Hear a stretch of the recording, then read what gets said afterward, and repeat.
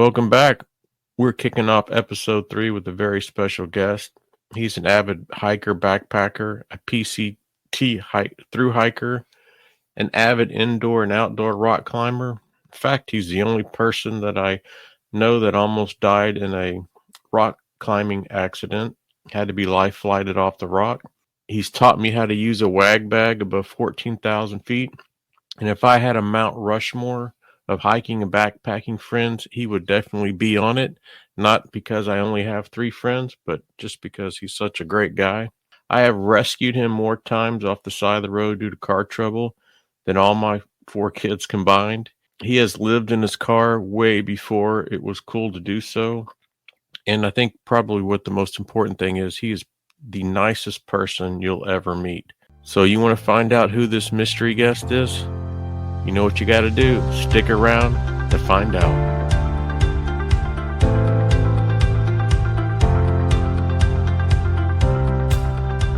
Well, welcome to the Trailblazing Texas podcast. Like always, I'm your host, Jason, and today we have a very special guest. As you heard in the introduction, we have Sam. And if you follow me on any of the social media or any of my hiking adventures, every one of them almost has pictures of Sam, videos of Sam. He's always down for an adventure. Well, Sam, welcome to the podcast. I'm so glad that we finally got together and your people got to my people and we worked out the schedules. So I'm really excited to have you on the podcast. Yeah, thanks, Jason. I'm super excited to do it. I think it's really cool that you're doing this. I've always kind of wanted to do something like this, but I've never been brave enough or whatever. So as stated in the intro, you're one of my good friends. I think if I had a Mount Rushmore of friends, you're on them. And, you mean a lot to me. Probably let's get to the most important thing is, how is it being a brand new uncle? Oh, it's good. It's, yeah, it's kind of crazy. I didn't think for a long time, I thought maybe there were going to be no kids in my family, from my brother and sister. So it's cool. I mean, I don't see her very often because they're just so busy down there, and I'm like they're in Albuquerque. I'm 2 hours away, but it's exciting. No, I mean, you sent me that picture whenever she was born and you were holding her, and I could see the little twinkle in your eye. So yeah, it's really, it's a neat experience. Yeah, for sure. I don't know that I could have started this podcasting kind of hobby. I don't know where it's going to lead without having you. I mean, what's funny is you live in New Mexico. I live in Texas. Mm-hmm. I didn't even know we can get along with people in New Mexico, but we can. Yeah. And every epic trip that I've ever been on, except for one, you're in it. You're in the videos, the pictures, you're there. And it never really hit me until, I started kind of putting together our podcast and kind of some of the things that I thought would be interesting. And you are at every trip except for whenever I did the Lone Star Hiking Show and I thru hiked it. So that's pretty crazy. And also, I guess kind of if we kind of go back to the beginning, you're a very, very, avid hiker, backpacker, rock climber. In the intro, I talked about just a bit about, you doing the majority of the PCT. How did the love of hiking and backpacking even start for you? Like, can you remember kind of where you fell in love with the outdoors? Yeah. So I think it started for me through rock climbing. Yeah. Just, my parents would take me on hikes as a kid, and I hated it, to be honest. I just thought it was boring. But then in college, was it because you were with your parents and it was kind of lame, or you just? Yeah, that's a big part of it, I think. Yeah, because once I started doing it with friends, then then it started really becoming fun. But yeah, in college I was rock climbing, and in order to go climbing outside, you have to hike to the spot. And I just fell in love with, the natural beauty of the world. And you know, like climbing is such a great way to meet really cool people too. And so I would meet all these cool people, and they were into hiking. I very rarely have ever planned out a hike myself. I just kind of go. People just hit me up, and they'll be like, "Hey, you want to go do this?" And I'm in. So, I think that's kind of how it started. Also, you know, growing up in New Mexico, in Los Alamos, there's not a lot to do. Yeah. So if you're not climbing and hiking and, you know, getting outside, then there's really, you don't have a lot of options. So, and we're in just such a good place for it out here. There's just so many epic hikes all around. So, yeah, and I could tell you, like when I go skiing in New Mexico, when I leave, I feel sick. Like I feel like I need to live here. You know, like there's something about that place that's it's pretty epic. So yeah. do you find yourself, let's say, I don't know, like over the last 10 or 15 years, for the majority of your hiking, is it usually with friends and stuff, or you know, maybe like do some solo trips and kind of just get to the outdoors by yourself and unwind? Yeah. Well, you know, like this morning it was yesterday morning I went for a trail run out here. For the most part, I prefer hiking with other people, but you know, I just need to go out and get some exercise, so I do that pretty regularly by myself. Yeah. I definitely prefer going with other people. But it's also cool to do solo trips. Like for my 30th birthday, I did a 20-mile solo trip in February through the Sangre de Cristos near Santa Fe, which was a wild experience. It was like hip deep snow, freezing cold. And I did that all. That was my first ever solo backpacking trip. So I've only been on one solo backpacking trip, but you know, I hike by myself around out here pretty regular. And do you find hiking and backpacking is pretty important to you? Yeah. Just kind of overall? That's definitely, I think, I don't know. I think I was thinking about this, you know, trying to think about what to talk about on this podcast, but like, I just think that exploring like nature and seeing the world, it's like you only have one life here. Like, why wouldn't you want to go see all this beautiful stuff around you? Like, it's probably what people have been doing, you know, since the dawn of man, just walking around and spending time outside. So I think it's extremely important to me. So if we go and just start talking about Texas now, what are some of your favorite state parks, national parks, trails that you've experienced so far? Well, so my experience in Texas has mostly been in Guadalupe with you. Yeah. And I've told you before, I did forestry work out there. Right after I first met you for the first time, I went to near where you are in East Texas and did forestry work out there. And then, you know, on the way back, I spent a night in Caprock State Park, and that's about it. So, so Guad is your favorite? Yes, of course. I feel like that's got to be everyone's favorite in Texas because it's got to be the most. Well, no, there's Big Bend too. I think Big Bend is the champion. I would much rather be at Guad, but I think Big Bend would probably win out. Yeah. I went to Big Bend. I forgot about this. I went there with my brother. We road tripped back to Maryland where we were born, and we went to Big Bend there. And I think we spent 2 nights there. But I remember going there and being like, yeah, I feel like I could live here for like a whole season and just backpack here. I still would love to do that. So we went to the Window Rock, I think it's called. Yeah, the Window Trail.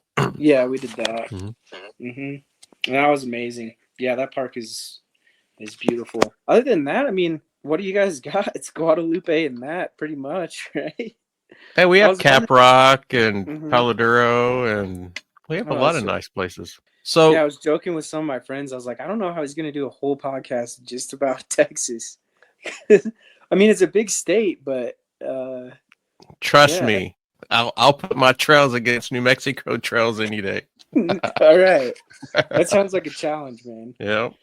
No, and you know, it's kind of funny how we met. We met at Guad, and you know, my second guest on the podcast was John, and you know, he lives up in Washington State, and we met at Guad. And just to kind of like how we met, like I believe, and you can definitely correct me if I'm wrong, but I was setting up my campsite and you had already been there, I think, for a night. You were already set up. And while I was setting up, you were heading out to go hike Guadalupe Peak and you had a hyperlight backpack. And either I said, hey, we have the same backpack, or you said, hey, we have the same backpack. Anyway, it kind of kicked off a discussion. And usually you don't, especially here in Texas, you don't have a lot of, you have the Lone Star Hiking Trail to through hike. You don't see a lot of hyperlight backpacks. And so whenever I saw you with it, and it was a white one, but it looked brown, I'm like, oh, this guy is very experienced. he's got the wear and tear on the backpack. So then we kind of started talking, and then I went, I think, and hiked Smith Springs, and then you did the peak. And then when you got back, we started like really talking. And there was a group from the Midland Odessa hike. There's a hiking Facebook group, and they were there. And just so happened, I was, wanting to go find that B-24 plane crash. And, they were going to go do it. So I was going to take them out there because I had already been out there a few times and didn't find it. And so I even, I asked you, and I just, in our conversations knew that you were very experienced. And so, I asked you, hey, like, what are your plans? And you're like, oh, I think I'm going to kind of pack up and head out. Like, if you stay an extra night, we can go to the plane. And so I kept baiting you, like, and I think you ended up staying an extra 2 nights. It was the plane, then it was El Cap. And that evening, I think when I first met you, we went and found Jose's grave, or that afternoon. So kind of like you living in New Mexico, what were, why were you at Guad? Like, just kind of chilling. I mean, like, what was the reasoning that you were out there? Yeah. So I was in between jobs. I was about to start this forestry job, and it wasn't starting for a few weeks. So I had a bunch of time to kill. Yeah. And my friend in Albuquerque, Tyler, he and his girlfriend were going to Carlsbad National Caverns, the national park there, the big caves, which is right next to Guadalupe. And my brother, I have a twin brother, for people who don't know, and he had spent a lot of time in the area because he's a geologist, so he spent time doing mud logging, which is, they go on the oil fields and study the mud to like help the drillers out. So he had spent a lot of time in the area, and I just, I was just killing time. And he was like, yeah, go to Guadalupe. It's cool. So at Carlsbad, at the national park there, I bought the year-long pass, National Parks Pass. And they're like, so, I go into the park. I already paid for it. So, why not? Yeah. And so I went and camped there. And yeah, I remember the first time we met. So the night before I met you, I was in this crappy, like $20 Walmart tent. It had a little zipper thing to put the boots in. Yeah. It's kind of hard to describe with just words, but you could put the boots in, and then you could unzip it from the inside and just access the boots. And I just left the whole thing, that whole boot part, unzipped. And so I woke up in the middle of the night and I hear something crawling around my tent. And Sammy the skunk. Yeah. I was on top of I had a little Walmart, or no, like a Coleman, I don't know what brand, but I had a little army cot that I was sleeping on. And I didn't think that, I was like, okay, maybe there's something in here. And then I heard something again. I'm like, there's definitely something in the tent. And I turn on my light and I look down and there's a skunk about less than a foot away from my face. And I'm freaking out. I turn off the light and I just sort of like laying back on my cot. I'm like, what do I do? What do I do? Like, I don't know. What do you do when there's a skunk in your tent? So eventually I didn't hear anything for a while, turned on the light, and it just ran away. I think it's afraid of the light because I've had multiple experiences with the skunk, as you know. And I think every time you turn on the light, the thing just runs away. So I remember going out. I see you. You have the Hyperlight bag. I found that this might be a good tip for anyone who wants to make friends hiking, is like, best way to make friends is to talk about gear. Oh, yeah. Because if you're really into hiking, you got to have some kind of, I don't know, like everyone likes talking about gear. It's a nice neutral topic, whatever. No. So yeah, I was like, hey, nice pack. And just so you know, there's a skunk out here. And then you told me the story. I don't know if you told this, but about your son and the skunk. Yeah, I haven't brought that. I was gonna try to have Connor on one episode, but yeah, the skunk went into his tent, unzipped his backpack, and took his nutty buddy. Yeah, you're not gonna be at Guadalupe Mountains, Pine Springs campgrounds, and not have a nightly encounter with Sammy the skunk. Yeah. Did you name him after me or what? No. It just kind of S and S. Yeah. So I have a challenge for you. All right. So I'm gonna call out some of our epic adventures together and sum them up in one word. Oh boy, one word. Or you can use two. I don't know if I'm gonna be good at this. You can use two. Okay. That's okay. All right. Jose's grave. One word. I can't think of one word. Hard to find. I don't know. One word that came to me was just kind of like, it was emotional for me. I spent 3 years talking to a Mr. Espinosa and Van Horn, finding out about it and then researching it. And then, when we were looking for it, I mean, we were out there for what, an hour and a half at least. Yeah. Didn't find it. We were looking at our phones. We had pictures of it, aligning it with El Capitan in the background. Couldn't find it. And I just remember climbing up to the highway and then walking to the car. I was defeated. I wanted to find his grave so bad. And then you don't have cell service out there. And somehow I got a text from Kip saying, hey man, we found it. And I mean, I came flying through cactus and all that. And, and now every time I go to the park, there's maybe one time that I didn't, but I go visit. Yeah. We were about to give up. I had given up hope because it's an hour and a half, and there's like, what, 6 of us? I don't know how many people were out there, but there's a lot of people and we'd spent out, just climbing up and down and bushwhacking through this stuff. I almost thought it was just fake. I was like, nah, I don't think it is even a real thing. Because it's outside of the park and it's like this weird little area. And so we had basically given up and then we found it. And, it was really cool. I just to think that thing, I mean, how long has it been out there? Like 1855. Yeah. That's crazy. It's just like this little piece of sandstone.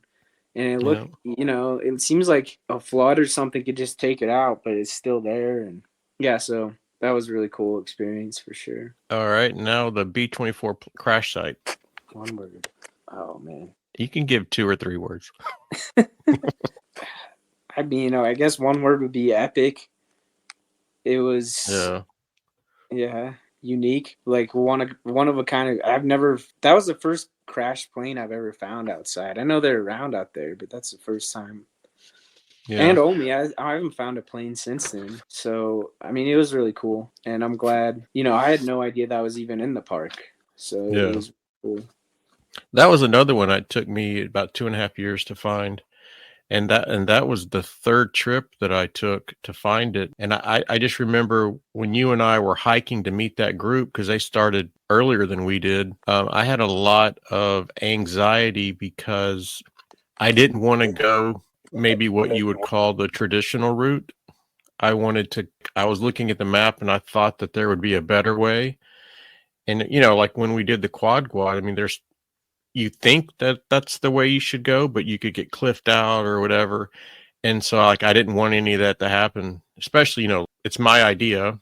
It's my thoughts, even though we all agreed to it. I didn't want to let everybody down. And, thank goodness it ended up working out and we found it. But yeah, I was very, had an upset stomach. Like, please let all this work out. Yeah. All right. And I think in my eyes, probably our most epic trip was the quad. Yeah, that's the hardest hike of my life. Yeah, and I've done a lot of hiking. It's just bushwhacking. I forget. I remember I timed it on my watch. It was like 13 hours of hiking, I think. At least. Yeah, maybe even more. Yeah, it was like we left at 3:30 in the morning and then got back probably 8:30 at night. I mean, it was pitch black dark. Yeah. So yeah, it was probably more. It must have been more than 12 hours of hiking.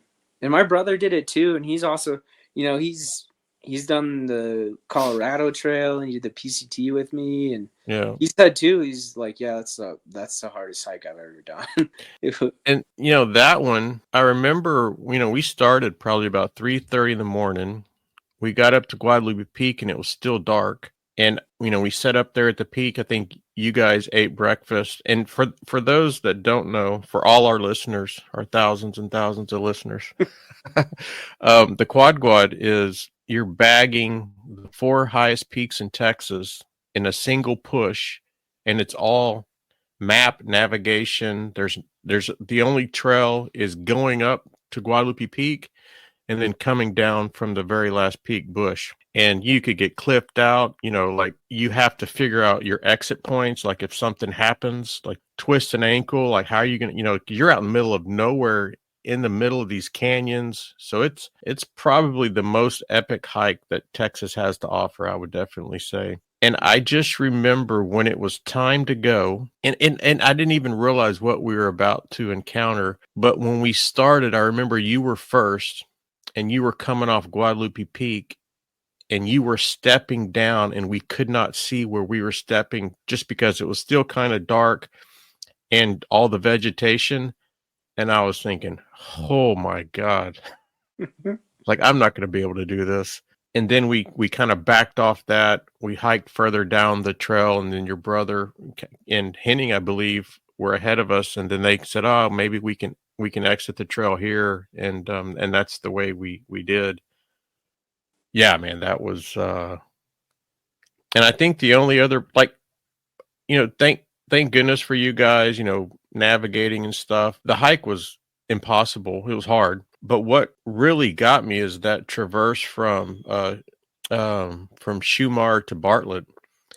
And that's the one. And guys, I wish to our listeners, I wish I could describe this better. So it's Sam's brother. He's gone. Henning is ahead of me and Sam. And we get to a point, and I'm like, well, no, actually, we're in this dry wash, and I'm like, guys, let's walk the wash and then go up this finger, because if I could see the finger, and I know that it's a gradual climb, like I can see it. And then I got outvoted, and no, we're gonna go up this little hill, and then we're gonna cut across to the finger.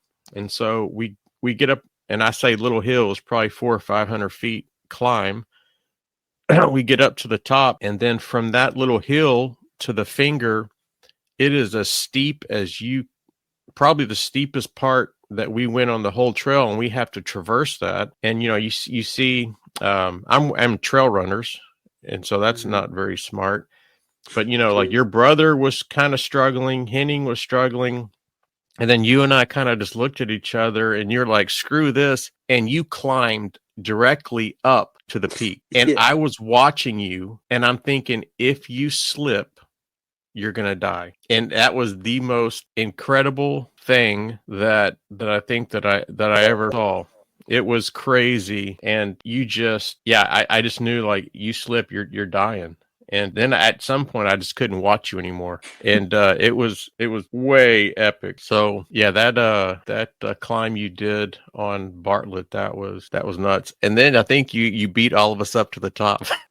And I think the second most epic peak that we had was when you and I did El Capitan. Yeah, for sure. That I was broken. That one broke me. And I don't know if you remember, like halfway through it, we hit the false summit, and I was just like, screw this. I'm not going to do it. I'm turning back. And when you turn back and you see Guadalupe Peak and that you're going to have to climb, I'm like, let me just eat something and see how I feel. But that was like, if I think about it and look back at pictures, to me, I think that was the most dangerous hike that I've ever done. When you step off Guadalupe Peak, how steep it is going down. And that was the first time that I was ever introduced to like rockfall. So like, you were ahead of me, and I kicked off a rock one time, and I was like, yelling at you, "Hey, rock." And then it got really me like, man, like, I need to be careful. Sam needs to be careful, because this may not,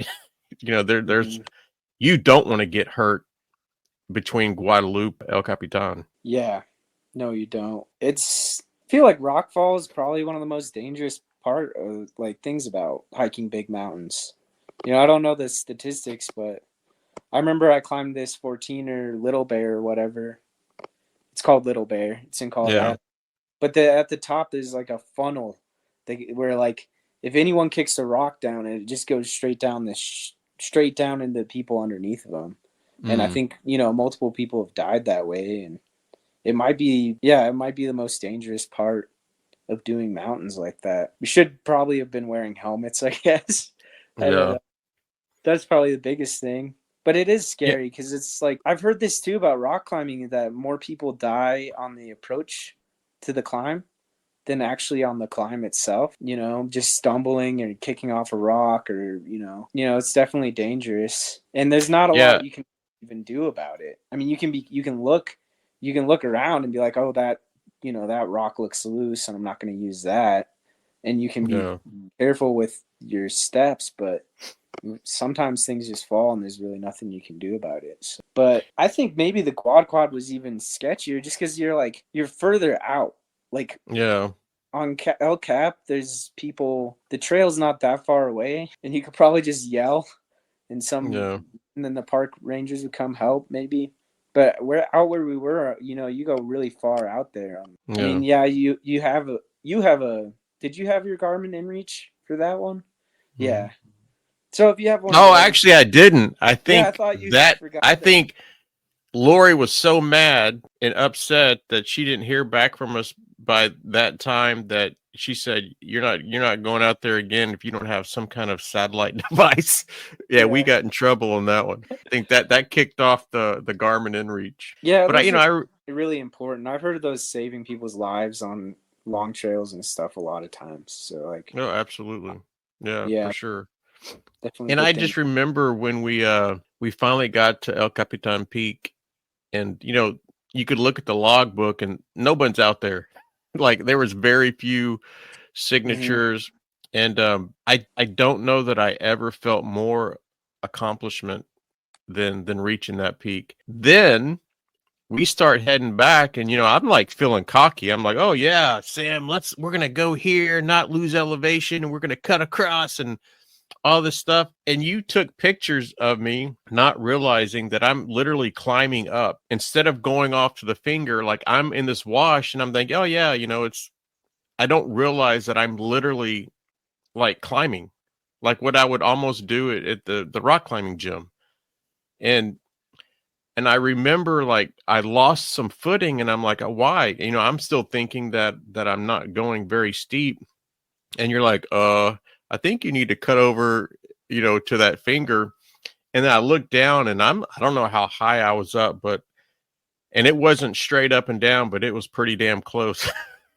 And I was like, oh crap. And, we even said like, okay, there's that little bush, let's climb, it's pretty, it's way doable to get up, but once we hit the bush, then we'll cut across to the finger. And I was having fun and excited and not paying attention, and I just passed the bush and kept going. And you're like, hey man, I think you might want to cut over to the finger, because you were ahead of me and you were already over to the finger. And I would have been in trouble if I would have slipped. Yeah, I remember that. I remember we went down one way and we came up a different way. Yeah. And the way we came up was not good. I mean, it was not the best way. Yeah, I would, if we were to do it again, I think we wouldn't go back up that way for sure. Oh, heck no. It was like a scree. Have you ever heard that term, scree? Yep. Yeah, it's just like really like a wash of just like tiny, like, I don't know, big rocks, small rocks, but like just a whole bunch of rocks. It was a whole wash of everything that we just talked about we don't want to do with rock falls and kicking off rocks. It was that. Yeah, I don't know why we went up that way. Maybe it's just because when you look at it from afar, it's hard to tell how steep it is. But it looks logical, right? Like, okay, yeah, we want to go that way anyway, so let's just go up this way. Mm-hmm. And that wasn't the right choice. No. That I've done like more bushwhacking adventures with you than I think I've done with anyone else. I normally just stick on the trail, you know, because there's plenty of cool stuff on trails out, you know. But like, yeah, I'm not experienced with route finding and choosing the best way. No. I think Henning's the best of all of us at that. He can actually, because Yeah, he's a he has that Marine. the military experience. Yeah, he can actually look at a topo and just be like, "Hey, we should go this way." Yeah. So that's nice having him around. All right, the next one is I really got in trouble. Like Lori lost her mind, and that's when we did Shumar campsite. So and I think we were all pretty cocky. You know, we looked at El Capitan, the trail, not the peak, so it's below El Capitan, flat. Yeah, okay, it's walking through some canyons, it's flat. Man, we're gonna knock this out in this 9 miles. We're gonna knock out in like 10 minutes. And the trail was so crappy that the next day we decided to hike 10 miles and hitchhike back to the campsite. Oh yeah. And go ahead. No, I just yeah, I forgot. That's funny. Like you're bringing these things up. I totally hadn't thought about it in a long time. But yeah, that was pretty funny. You and Henning had never hitchhiked before. I had done a bunch of hitchhiking on the Pacific Crest Trail.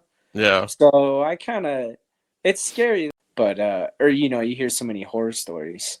But Yeah. I'd done it probably, you know, half a dozen, maybe even more times on a PCT, and it always worked out fine. So we rode in the back of that pickup. That was fun. Yeah, and that one was so you know, I'm not gonna say we, but I was cocky, like, oh, we're gonna knock this out. We had a late start.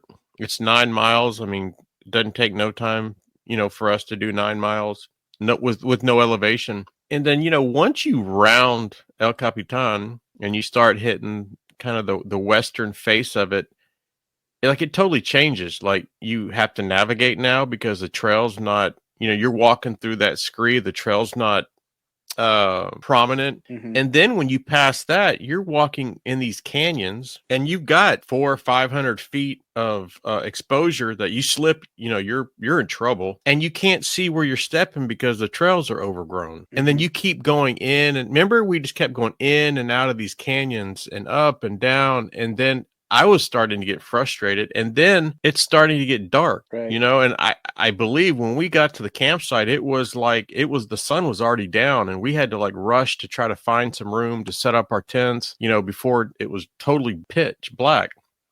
But yeah, that was like for me, that was probably the neatest, one of the neatest hikes that I've ever been on, just because all the experience that you gained. But yeah, it sucks so bad that, yeah, I mean, then I think even while we were getting to the campsite, I said, guys, you know, I'm all for tomorrow just hiking the 10 miles back to the highway and just hitchhiking. And then we kind of, you know, talked about that. But yeah, I did not want to hike that back at all. Yeah. I remember I hadn't been hiking much, and I started having like knee problems. It was a hard hike. You know, like It looks kind of flat, but it's not flat. I wouldn't say at all. I mean, I guess once you get up to elevation, then it stays flat for a little while, but yeah, it was a hard hike for sure. So I remember being kind of impartial. I was like, you know, we could go back that way or go to the road. But you know, I was pretty glad we went to the road just because my knee was hurting so bad. Yeah, and that's and there was a gamble too. Like I couldn't remember where William Ranch Road spills out on the highway. So if it was going to be before that Van Horn turnoff, then we would have traffic that could be going to Van Horn or going past Guadalupe. And so, you know, like there's a chance that everybody's heading to Van Horn and we don't get any traffic to Guadalupe, and we're hiking 7-8 miles and, you know, steep up the highway, and at that point we're low on water. I don't believe anybody had more than, you know, maybe a quarter of a liter left. Really worked out. We dumped out right at the, you know, probably a little bit past that turnoff. So we knew all the cars that were going to be passing us have to go past Guadalupe. There was 3 of us, and that's what I told Lori. I'm like, look, there was 3 of us. We know we have a Marine, we have Sam, who's a expert hiker, and then myself, the goofy guy. Like, we'll be okay. And I don't know how many cars passed us. Like, how long were we out there on the road with the thumbs up? Yeah, I don't remember. It couldn't About, have been much more than a half an hour. I feel like we yeah. weren't out there for an hour even. Yeah, probably 30, 45 minutes. And I Yeah. remember when that truck pulled over, man, I ran up there. I go, Guadalupe Mountains, please. And Yeah. he's like, yeah, man, get in. And then when he dropped us off, I tried to give him money. I had $40 in my front pocket, and I tried to give that to him. He's like, man, don't worry about it. Go buy you some beer. Enjoy yourself. So that was really cool. Yeah, it's what they call on the PCT, they call it trail magic, you know? Yeah. Yep. It's like people that's one of the I think one of the best parts of doing a long trail like that is it kind of like restores your faith in humanity. People just help each other out, you know? Giving people rides, giving people food. Yeah, like it's something that, I would do. I remember I was out doing forestry in California right next to the PCT near Lake Tahoe. Mm-hmm. And I knew that it was PCT hiker season, so I like specifically went to a hostel, and like these hikers are trying to get back to the trails. Like, bro, I got you. So many people helped me out. It's pretty cool. I think. How much more of the PCT do you still have to do? I've been wanting to actually map the whole thing out on Gaia on the computer on the mapping software. I want to say it's about 800 miles. So we skipped from Donner Pass up to Bend, Oregon. So that's like Northern California and Southern Oregon. And then we skipped a little bit of Washington. Yeah. So that's a big chunk, 800, 900 miles, something like that. I'm going to say you completed it because you had to share a tent. You should get some bonus miles. Yeah, that's something I would not recommend. If anyone's listening to this and thinking about doing the trail, just get your own tent. Do it, please. I was doing it with my twin brother, and so I was like, hey, we spent that much time in the womb together, Yeah. So we're used to being stuck. And like growing up, we'd always at hotels we'd share beds just to say, it's cheaper for our parents. But man, it got nasty in that tent. Just stinky. Yeah. Super stinky. And like it's a 2-person tent, but 2-person tents, I don't know why they call them that because they're really one. I feel like they're a 1-person tent. So if we rolled over and we were facing the same way, we were basically could have been kissing, Yeah, smelling his stinky breath. And I think that's one of the things that you learn really quick when you start getting into backpacking is even if you're going solo, you want a 2-person tent. If you're going with someone, you want them to have their own tent. Like Lori and our first backpacking trip, she had her own tent and I had my own tent. And now, we share a tent, but it's a little bit bigger than what kind of the norm of the 2-person tent, or you get a 3-person tent. But that room is crucial for your marriage, for your friendships, for all that. So yeah, I would say I remember thinking that I was like, even if you love the person, like even if you don't love them that much, well, and you don't need that. You don't need to be smelling each other's stink to just to sleep right next to each other. I don't know. And through hiking, like what was the longest duration that you had that you didn't shower? Oh, I remember just going all in. I was like, I'm going wild. I don't care. I've always been kind of a dirtbag, in the sense that like I can go a long time without showering and just not care. I don't know what that says about me. Yeah. I think well over a month. Yeah. Holy shit. Yeah, I know. And I didn't shave, man. I was just I know, and like I could have showered. Like, you're in town like every 3 to 4 days. Yeah. I don't know if that might be an exaggeration. Oh, let's go with it. So long, but definitely weeks on end. Yeah, for sure. Yeah, I just didn't care about it, which, maybe that's gross, but hey, it is what it is. I got nasty for sure. Yeah. So our last epic trip together was just here recently in October. We did we were both, we met at Guadalupe, and me, you, and Henning, we did McKittrick Canyon, the ridge. And so how'd you feel about that one? Well, yeah, I feel like we should talk about my car right now. Just because, The That's past a two trips. topic on the podcast. Yeah, you wrote it down? Yep. Yeah. So the past two, we went and did 14ers in Colorado. My clutch died Yep. about 10 minutes away. I had to go pick you up. Mm-hmm. Yeah. And then again, the next trip, my Subaru, I had this Forester, and it had always been burning oil. I guess it's a common thing with that type of engine, the Boxer engine. It just burns oil, and I thought I had enough oil in it, but I didn't, and so I killed my car about both times. I was only about 10 minutes away from where we were going, so that's cool. And you had to come with me.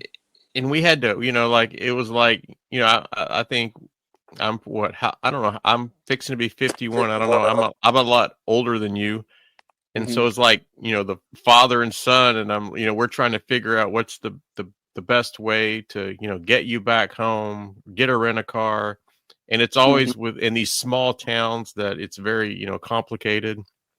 Right. Oh, like the time it happened in Colorado, what was nice is you got to meet the family, you got to meet Lori. And what's funny, after that meeting, anytime that I'm doing something, going to Guad, she's always asking Sam going, because she trusts you. She saw what a wonderful person you were, and she always wants to make sure that you're there because she feels safer. So that was good. Well, but yeah, that's I don't know. I don't know if it's true. But that's sweet. We got her fooled. Yeah. So the last two trips, I've had to go out and rescue Sam due to car trouble. And I mean, like kind of getting away from the hiking and stuff. But you really don't know what the right answer is, like the rent a car, and then, you have to get back because of work. Yeah. And then, of course, for sure that impacts the hiking and the experience because, your mind's on other things. Right. Yeah, the trip was beautiful, this last one. What's it called again? The McKittrick Ridge? Yeah, the notch, when we got past the notch. Yeah, it was absolutely beautiful, and I think it's my favorite hike in the park so far. Absolutely. And yeah, I knew, you guys always left me because I'm the old guy, so you guys are the young ones, and you always left me behind. And I just remember in a second seeing you guys standing at the notch, turning around and looking back at me and saying, "You have to see this." And at that moment, it clicked. Sam, hiking the PCT, hiking up in Washington, has seen a lot of beautiful things. Living in New Mexico, Henning, he's seen a lot of beautiful things. And for both of you guys to just stop and make it a point to say, like, you have to see this, and coming out of the notch and just the whole canyon opens up was incredible. It's just super dramatic view. That is like, I think Henning calculated it looking at the topo, but like you look out across the canyon and there's cliffs that are literally 1,000 feet. I think he calculated it out. So you're just looking at these 1,000-foot cliffs, and you have the creek going through, and all the colors. Yeah, and you would never think that was Texas. No. No. Yeah, I mean it was absolutely incredible. Yeah, so I was kind of bummed out about my car, but like I remember once we started getting going and walking around, and I still had an amazing trip. And it's like, if you want to be exploring and being like an adventurer, you're gonna have these problems, and you just have to kind of take it in stride and be like, this is just part of it. And everything worked out fine. It always ends up working out, and I think it's just an opportunity for growth, and it's a good story, kind of. Yeah. I mean, and it's an opportunity to get a new car that's more reliable. Yeah. And thankfully, I'm in a spot in my life where I can actually get one.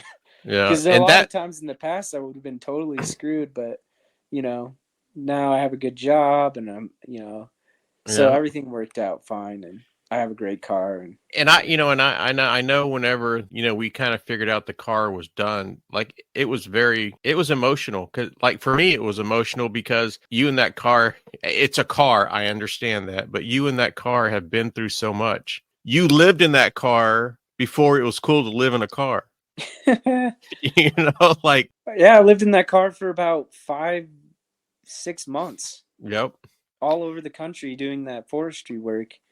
And, yeah, I driven that car all the way from East Texas all the way out to California. Yeah. Yeah. Just thousands of miles I put on that thing. And so it was, I think it was definitely an emotional experience losing that car, but I think I was also just really emotional because I didn't know what I was going to do. Yeah. I was just stressed out a little bit. I was like, oh man, like now I have to figure out how to buy a car and like but everything worked out, like I called my brother up. He let me borrow his car. My mom came and got me, which was awesome. Like she really. Your good friend drove you to Carlsbad? Yep, exactly. Everyone helped me out. Left you at a Starbucks? Yeah, I spent probably 5-6 hours in this Starbucks with looking like a homeless person because, you had your backpack, all your stuff out of your car. Yeah, just scruffy, super scruffy and dirty. And I had my backpack, but then all this junk that I just hadn't taken out of my car. It's funny, when I went to go get my new car, I'd left all my stuff in my brother's. I moved it all into my brother's car, borrowed his car, and just hadn't taken it out. So when I went into the car dealership, I brought in all this stuff with me that I was going to put in the new car. And the guy who sold it to me literally asked me if I was a vagabond. And I was like, no, but kind of. I mean, I don't. No, and it's kind of funny that just the other day, Henning told on me. And like Lori's really big about sticking together. Like if you're going on a hiking trip, I don't care if you're a fast hiker, if you're whatever, you stick together. And so we were rock climbing yesterday, and we were talking, and he mentioned about the time where I was ahead of you guys coming down, and I went off trail because it looked like that's the way to go, and I slipped. And of course, there's an exposure. And when I landed, my trekking poles came off my backpack. And then, I'm hiking and hiking. I don't notice them. And then I notice, I lost my trekking poles. And I'm like, man, I'm not hiking all the way back up there. Forget it. So I just kept hiking. Henning comes up, you and him, and he sees one of my trekking poles right next to a cliff. And he's like, well, that's weird. And then he says, like, he went down and saw that it looked like someone slipped. And then he saw my other trekking pole, and he's like, holy, like Jason slipped off and fell off this cliff. And, there's my trekking poles, and there's no Jason. And, luckily you guys called out, and I heard you, and I called back. But yeah, and so Lori's like, you left them? And I'm like, stop. Yes, I take responsibility that I was hiking down, and I separated from them. But the whole way up, they were separated from me. I could have died and no one would have ever known. So that's how I kind of recovered. I was saying, well, it happened both ways. There was separation. One, it was my fault, and one, it was Henning's fault. Yeah. So I was hiking down the trail. Henning was probably like 10. I don't know how far ahead of me he was, but he's definitely ways ahead. I thought he was joking. Like, I meet up with him, and he's like right around the notch. And I found Jason's trekking poles, and there's like rock slide. And I thought he was joking. I was like, yeah, right. Jason's just around the corner. But then it became clear he's being serious. And I was legit worried. So was Henning. We were like, oh, Jason might have, who knows? That old man may have died. Yeah. And so we walk around back and forth, and we're yelling your name.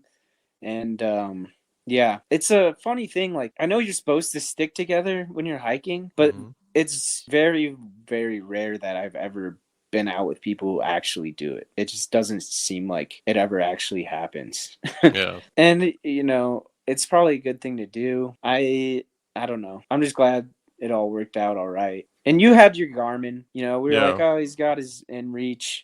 And he's got water. Yeah. And yeah. Yeah, and I didn't even think about it. Like, I could have easily went back and tried to find them, but I'm like, screw it. I'll just buy another pair. And not realizing the impact that it could have on you guys. Like, you guys could have called and SOS and whatever. And so, yeah, so I learned a lesson that, it's my second time that I left somebody and got in trouble for it. Yeah. So I've learned my lesson. So speaking of that, and and as we start to kind of wrap up, out of all your experience, PCT and hiking in New Mexico, one thing I'd like to end the podcast on, or just just give one piece of safety advice for any new hikers and backpackers that you think is important. And I know we just talked about stay with the person you're with, but is there anything else that you think is relevant from your experience that, like, hey, yeah, this is kind of important that someone new should start out knowing? Yeah, I can think of a bunch of things. It's hard for me to pick the most important thing, but I'd say, and this is maybe do as I say, not as I do, because Yeah. I've historically not been a safe hiker at all. Yeah. I just go, and that's dumb. Like what's that movie 127 Hours where the guy gets stuck under a rock? I'm sure everyone's heard of it, but basically this guy, this really experienced outdoorsman, didn't tell anyone where he was going and got stuck under a rock and ended up having to cut his arm off with a pocket knife. And drink his own urine. Yeah. It's a true story. And yeah. And like he was saying out there, like he was kicking himself because he was like, everyone had told him this before and he just didn't do it. But like, just tell someone when you're going and tell them, if you don't hear back from me by this time, send out this is where I'm at, send out the people.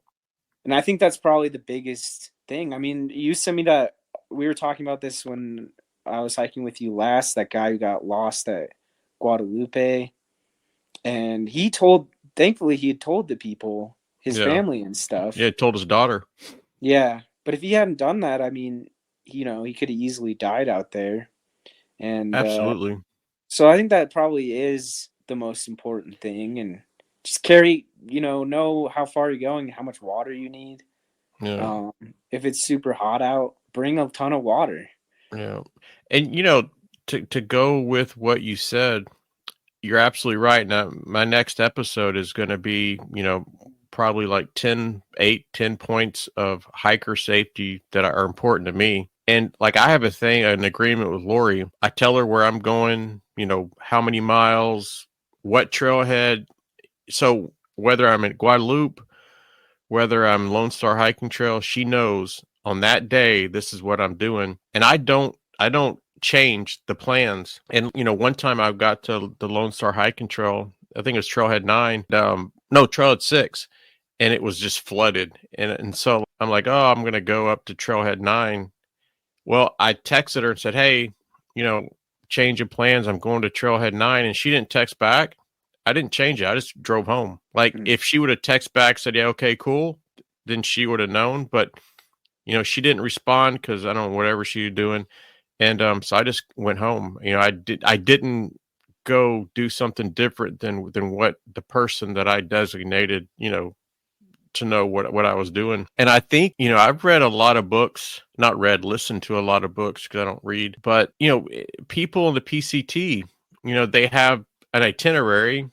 They're walking along and then they see a blue trail and this trail is up to some no-name peak and they're like, oh, let's go do this. There's a rock fall and they get killed. Mm-hmm. And, they don't get found for 3 or 4 years later because no one knew that that's what they went and did. So, man, I'm a very strong component. You tell somebody what you're doing and you don't change unless you have confirmation that they know you're changing it, So, yeah, it's serious. I mean, I remember on the PCT going through towns in California and like basically every town would have pictures up of few people they've been looking for years, Yep.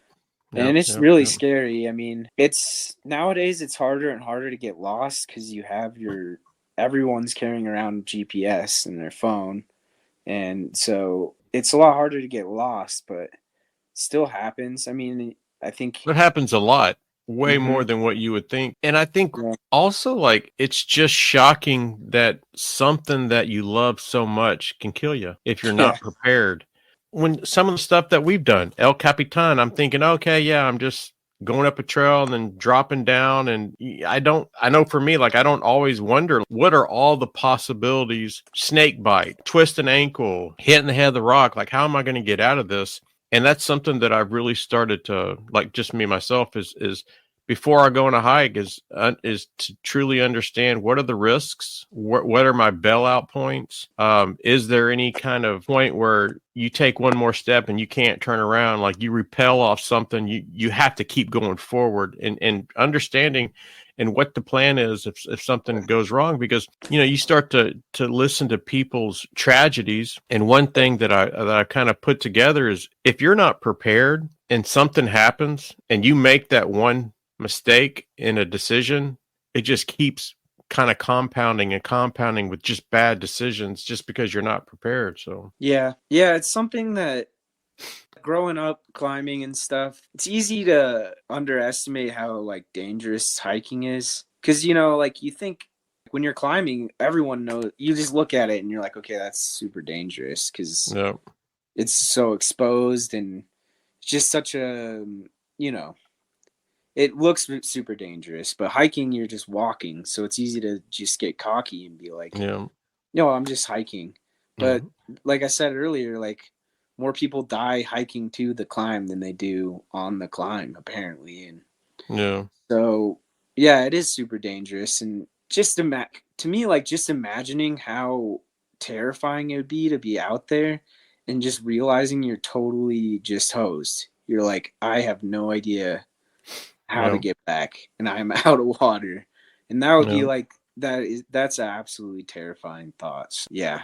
Yeah. And, and to the listeners, this is coming from someone who was life flighted off a rock that could have died in a horrible, tragic rock fall. I mean, I don't know how long you were in the hospital, but you broke a lot of stuff. And it's almost the 10-year anniversary, right? Yeah. Is it November of 2024? Mm-hmm. Yeah, that'll be 10 years. I don't know how horrible it was. I think it's kind of cool looking back on it, just because it's such an epic experience.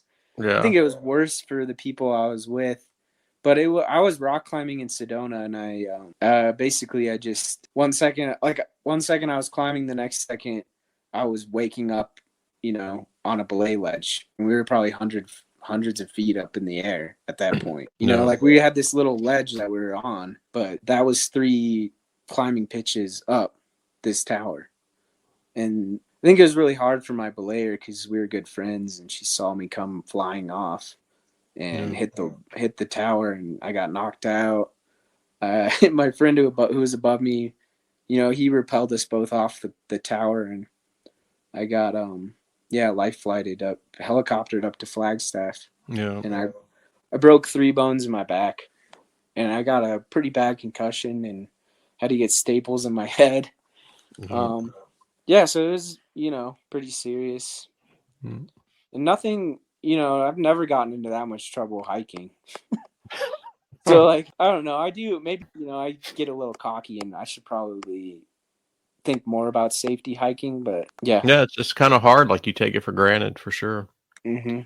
All right. Well, we are going to wrap this up. Thank you for the safety advice. And, coming from you, and actually that's one of my most important pieces of safety advice is, have a plan. But hey, man, I'm so happy that we were able to work this out, and it's good to see you. To the listeners, I'm actually looking at the legend Sam on my screen, and that's always a wonderful thing. So thanks a lot for joining the podcast, and to the listeners, thank you for listening. And this will be dropping.